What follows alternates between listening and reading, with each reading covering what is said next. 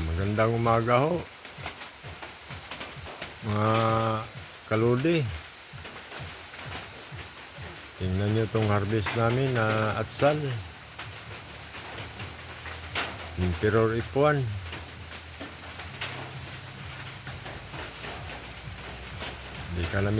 Di kami natapos ng harvest dahil umulan.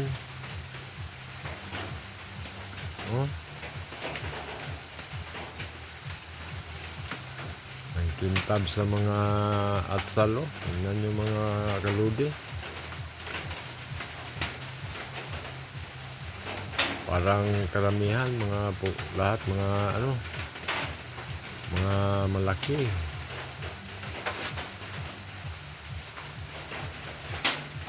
First harvest pa ito.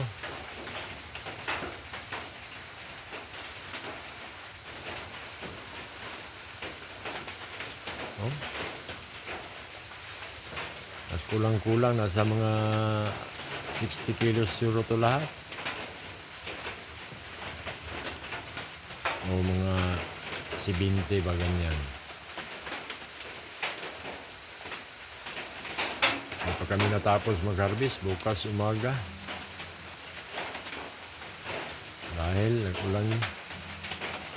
Hindi pwede mag-harvest basta mag-ulan sa atsal. Yung mga buyer hindi magbili basta basa.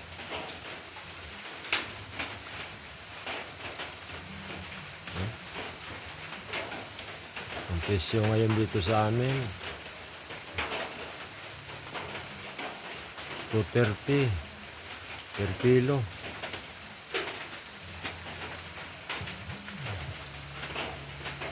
Pira na. Pero malaking gasto sa mga farmers. Minsan lang makatikim ng ganyan na presyo.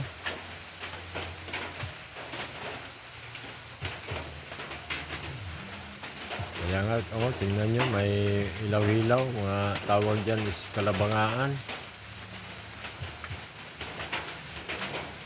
Dahil sa presyo, mag-harvest din tayo ng marabalan para makakuha tayo ng presyo na mataas. Kung ganito ang presyo, 220 per kilo, ang mga farmers parang buhay.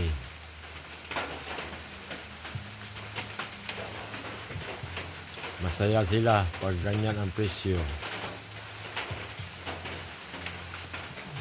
Oh. Ano mga ka-farmers, mga kaluli dyan.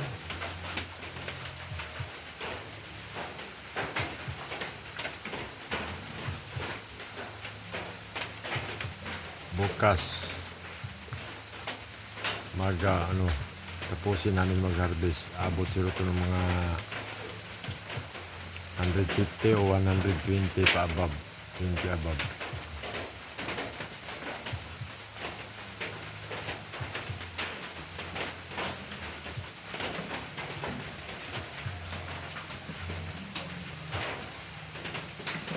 Sana tuloy-tuloy ang presyo. Ganito ang presyo ngayon.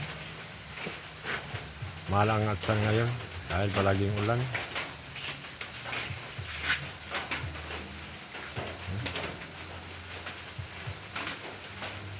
Kintab sa atsal. Parang hanggang dito na lang mga kaludi.